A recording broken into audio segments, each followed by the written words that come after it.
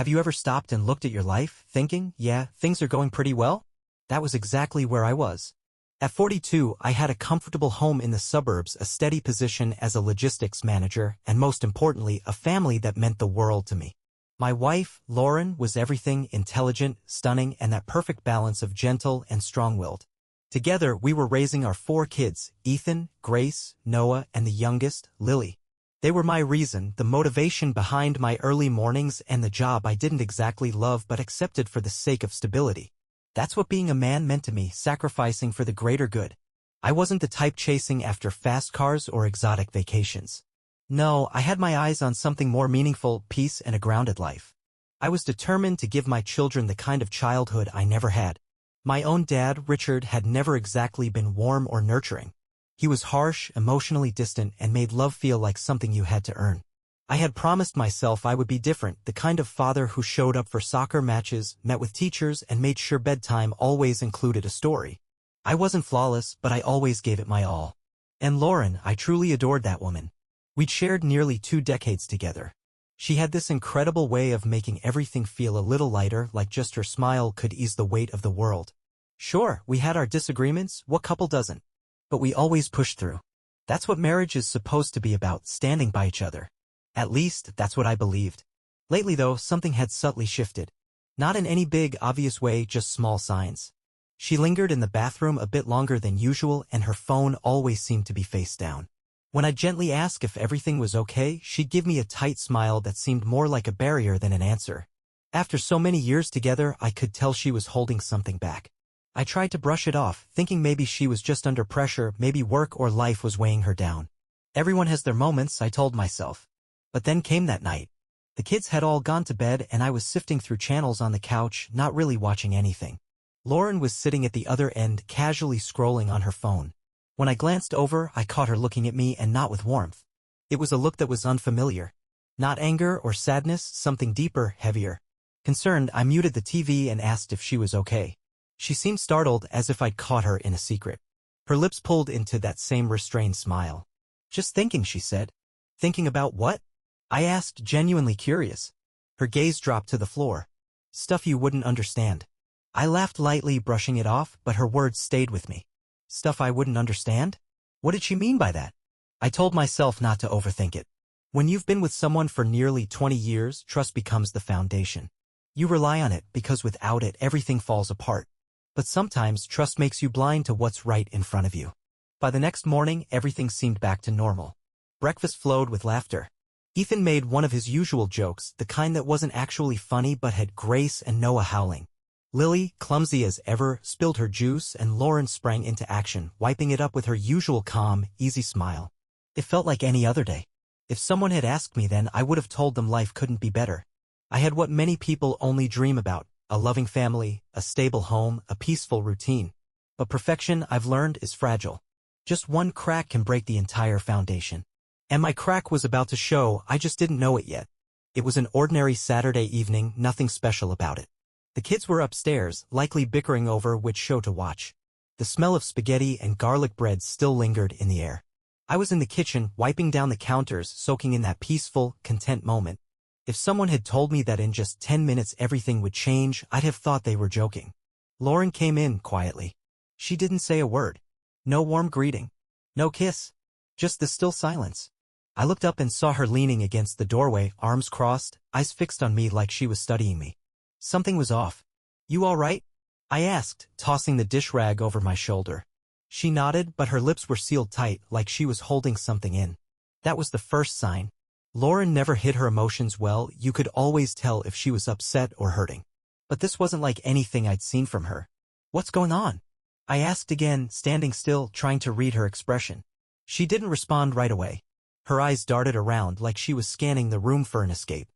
Then she took a long, deep breath, the kind you take when you're about to step into something cold and uncomfortable. I need to tell you something, she finally said, voice low and trembling.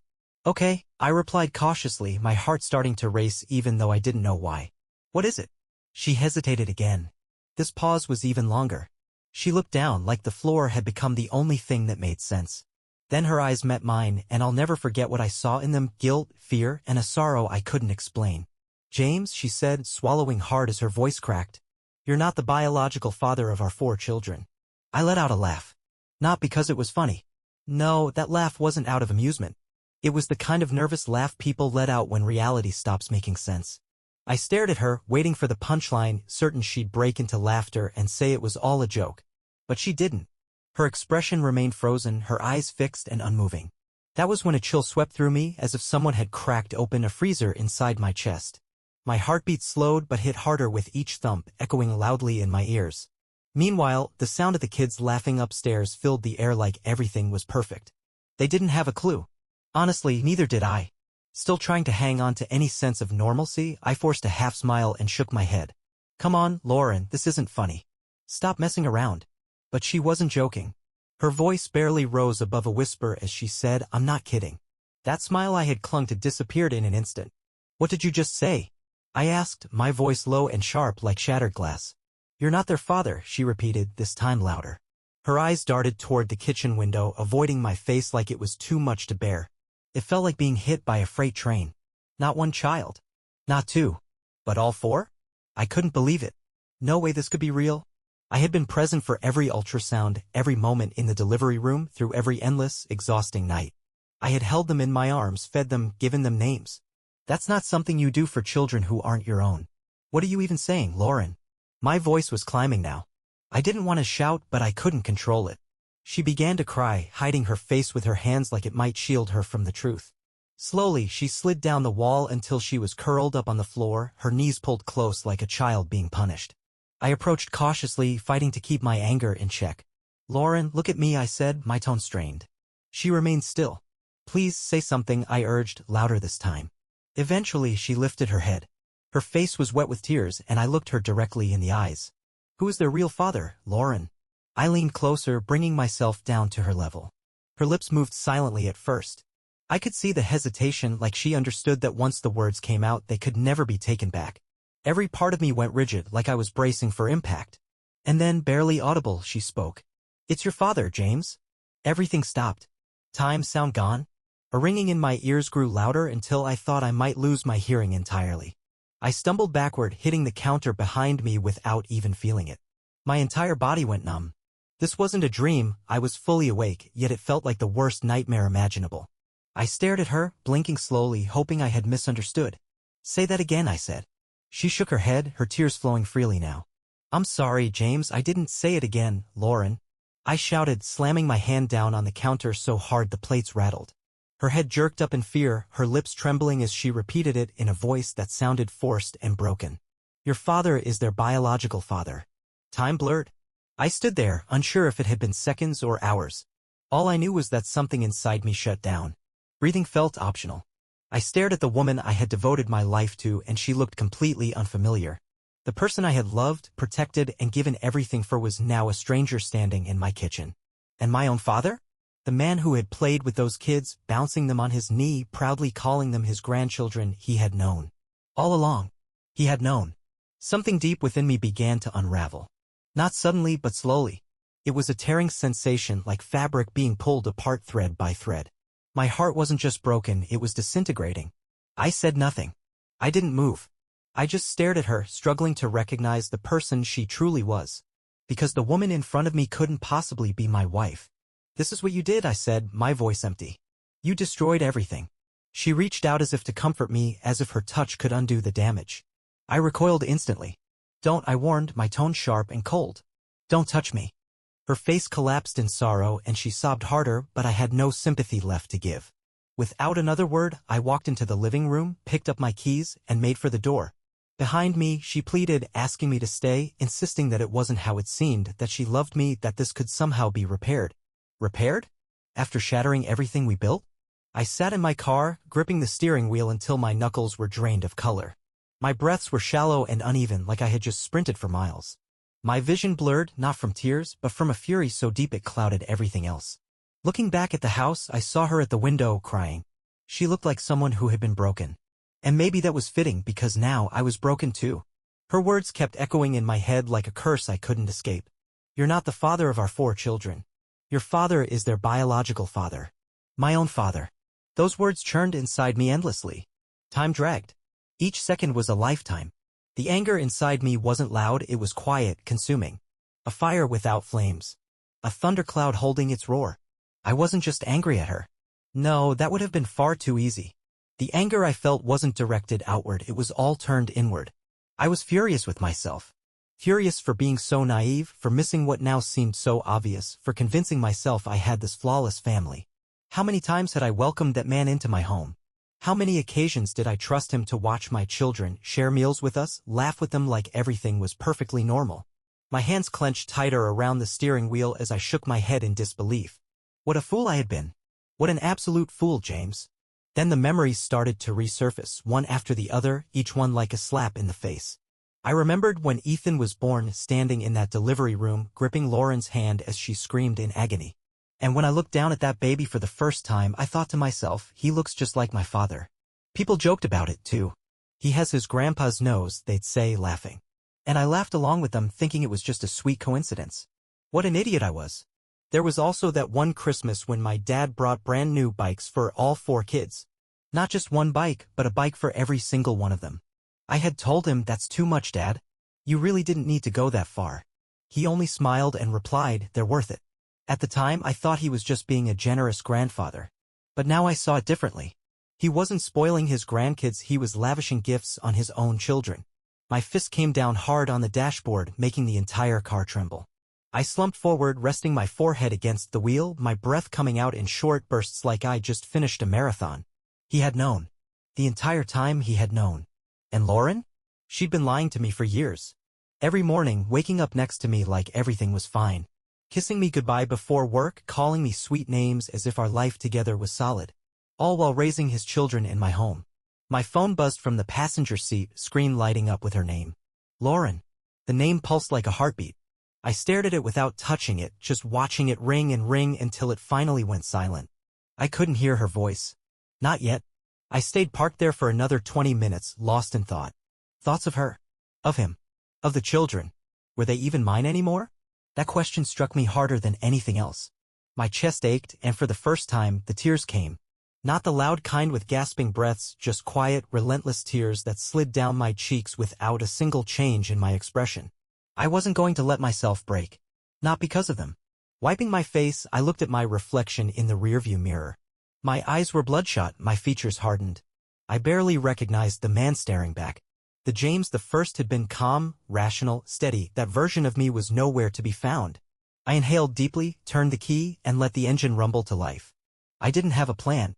I just knew where I needed to go, his house. The drive over was nearly silent. No radio, no distractions. Just me and the storm inside my head. His face kept surfacing in my thoughts, always with that smug grin, dishing out fatherly wisdom. And suddenly it all made sense. Every word of advice he'd ever given me was carefully crafted to chip away at me. A man should always be present for his family, James. A real man puts his home first. Don't let your wife feel neglected or someone else will step in. He sure knew a lot about that, didn't he? My jaw tightened so much it hurt. I pulled up in front of his place, engine still humming, hands unmoving on the wheel. The lights in the house were on. He was home. I should have left. I should have taken a breath, calmed myself, driven away. But the rage burning inside wouldn't allow it. It urged me forward, face him, confront him, look him straight in the eyes. So I did. I didn't bother knocking. I used the spare key he had given me years ago, back when I still trusted him. Just walked right in. The scent of fresh coffee greeted me first. He was there, sitting in his usual recliner, casually flipping through the newspaper like it was an ordinary evening. When he noticed me, his expression didn't change in the slightest. Well, hey there, son, he said, folding the paper neatly in his lap. Everything all right? Don't call me that, I replied, my voice calm but shaking underneath. He raised one eyebrow and leaned forward slightly. Something bothering you, James? I moved toward him slowly, each step deliberate. You're absolutely right, there is something bothering me. He tilted his head like he was puzzled, still pretending not to understand. And what might that be? I didn't answer right away. I wanted him to sit in the silence, to feel the weight of it. I watched his face closely, waiting for any sign of guilt. You want to know what Lauren told me tonight? I asked, never breaking eye contact. He said nothing.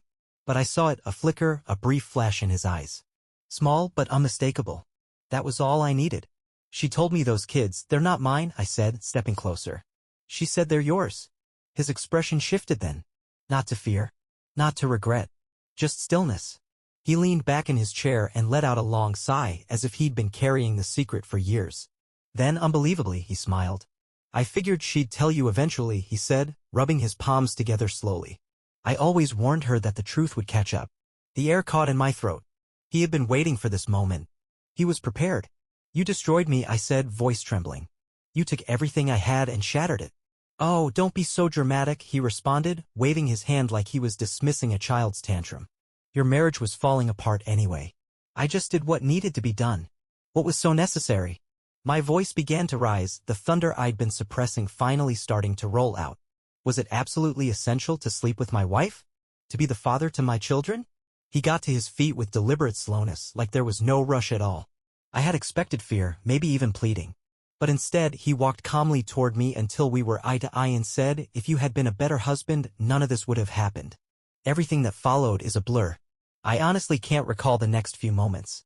The only thing I know for sure is that my hand found his throat and I slammed him into the wall with such force the entire frame trembled. His eyes bulged wide and his fingers clawed at my wrist, trying to free himself. But in that instant I didn't feel anything, no pity, no hesitation. Repeat it, I growled, tightening my grip. Say it again. Say it to my face. He let out a choked laugh, his skin flushing red as he struggled for air. Gasping, he whispered, you'll never be me, James? At that, I released him. He stumbled, hacking and wheezing like a fish stranded on the shore. But I didn't feel relief. I felt nothing. You're right, I replied as I turned toward the door. I'll never be like you.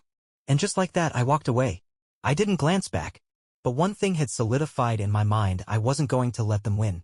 Not him. Not Lauren. No one. There's a unique kind of pain in discovering your partner has been unfaithful. But what truly shatters you is learning she betrayed you with the very man you spent your entire life refusing to become your own father. The man I promised myself I'd never emulate. The one I tried to surpass in every conceivable way. While I had been striving to be the better man, he had been constructing a second family, right in my own home, right under my nose. Every time I looked at my children, a slow and agonizing doubt crept in. It constricted my chest, made it hard to breathe. I needed clarity. I needed certainty. That's when I placed the order. I found a private lab online and had the DNA testing kits shipped straight to my office. There was no way I'd let those packages arrive at the house. I collected the samples myself, telling the kids it was for a school science assignment. They didn't question it. Children trust their dad. It's strangely touching how complete the trust is. 2 weeks passed. The results arrived at work. I opened them in silence, far from home, because I couldn't let anyone see me in that moment. I had suspected the truth, but seeing it in writing hit me like a wrecking ball. Probability of paternity, 0%. For every single child. Not one, not two, every one of them. 0. Ethan. Grace. Noah. Lily. Not mine. Not mine. Not mine. Not mine. I neatly folded the paper and slid it into a folder before locking it away in my desk. No tears. No rage. Just an icy, focused resolve. That evening, Lauren approached me after dinner. Her voice was cautious, hushed, like she didn't want to wake something dangerous. James, can we talk? I didn't lift my eyes from my plate. Talk about what? She hesitated, lips pressed together like she was trying to keep something in. It's just, you seem distant lately. A sharp laugh escaped me. You're picking up on that now, huh? I raised my gaze to meet hers. Expression blank. Unreadable. James, please, she said, her voice cracking. We can fix this. We can work through it. Work through it. I leaned forward, bracing my elbows on the table. You really think this is something we can work through? Her eyes welled up, and she turned away, guilt written all over her face. Good. She should feel it. You did this, I said, my voice like steel. Not me. You. Please, James. Don't. My hand slammed the table, rattling the silverware. Don't you dare beg. You made your decision. Now you deal with the fallout. I stood, grabbed my plate, and dumped it in the sink without another word. I walked away. Her sobs followed behind me, echoing through the hall. But I didn't flinch. I didn't care. Not anymore. People often mistake revenge for a reckless act, something fueled by chaos and rage. But true vengeance? It's quiet. It's strategic. It waits. I didn't want to inflict pain on Lauren in some obvious way. That would have been too simple. No, I wanted her to experience every drop of the suffering she caused me. Slowly, like erosion wearing down a mountain. Quiet and persistent. And the most satisfying part? She didn't see it happening. At least not in the beginning. She still thought I loved her. Still believed that love alone could fix the crater she had carved into my soul. But the man she married? He no longer existed. First, I made sure she'd have no way out. No cash. No backup. No lifeline. We used to share a bank account. Used to. I started moving small amounts, maybe a couple $100 here, 1,000 there, just enough to stay under the radar. I opened a separate account in my name alone and slowly funneled everything into it. I even kept a few hundred in the shared account so it wouldn't raise suspicion. People only notice when there's nothing left. Credit cards? Cancelled. Bills? All redirected under my name. She couldn't keep the lights on without my say-so. And the funny part? She didn't even notice. Too busy scrolling on her phone. Floating in her digital bubble. But when reality finally slapped her in the face, that moment was priceless. "James!" she yelled from the kitchen one afternoon. "Did you cancel the credit card?" I walked in at a calm pace, drying a dish with a towel, acting like there was no urgency at all. "Credit card?" I asked, tilting my head slightly. "What are you talking about?" She looked at me with narrowed eyes and said she had just tried to pay for groceries, but the card had been declined. I lifted an eyebrow, playing dumb. "That's strange," I said casually. "Might be some kind of fraud alert. Maybe you should give the bank a call." And she did exactly that. I stood there with my arms crossed, watching as she walked back and forth across the kitchen, the phone pressed tight against her ear. With each passing second, the redness in her face deepened. When she finally ended the call, she turned toward me with a look that said she thought I was somehow behind it all. "They said the account is closed," she told me, her voice sharp. "Closed, James. Why would it be closed?" I casually wiped the counter and shrugged. "Beats me. Maybe take it up with them." She stormed out of the room, muttering to herself, clearly furious. I didn't follow. Why should I? That round was already mine. It was on a Tuesday when I handed her the divorce papers. I made sure the children were all gathered at the dinner table. Spaghetti was on the menu, her favorite dish to cook. I walked in, placed the envelope right in the middle of the table, and said it clearly, "It's over, Lauren." Her smile disappeared, as though someone had hit pause on her entire expression. "What?" she asked, like she hadn't quite heard me. "I said we're finished," I repeated, motioning to the envelope. "That's the paperwork. You'll want to get it signed quickly." Her eyes flicked over to the children, who sat frozen in place, confused and silent. She rose to her feet slowly, as if she'd been struck. "You're actually serious?" I leaned across the table, placing my hands firmly down, locking eyes with her. "As serious as I've ever been." Tears began to fill her eyes. "You can't do this. You don't mean it." I tilted my head just slightly. "Oh, kind of like how you didn't mean to get involved with my father and have his children?" Her breath caught in her throat. The kids' eyes went wide, shifting their gaze to her like they were seeing her for the first time. "Dad," Ethan said quietly. "What's he talking about?" I said nothing. I didn't need to. I just kept my eyes on her, waiting. Let her try to find the words. Let her deal with the weight of it all. Right there in the middle of the kitchen, she collapsed to the floor, overcome with sobs so heavy she couldn't even speak. The kids sat motionless, confusion and fear written all over their faces. As for me, I didn't feel a thing.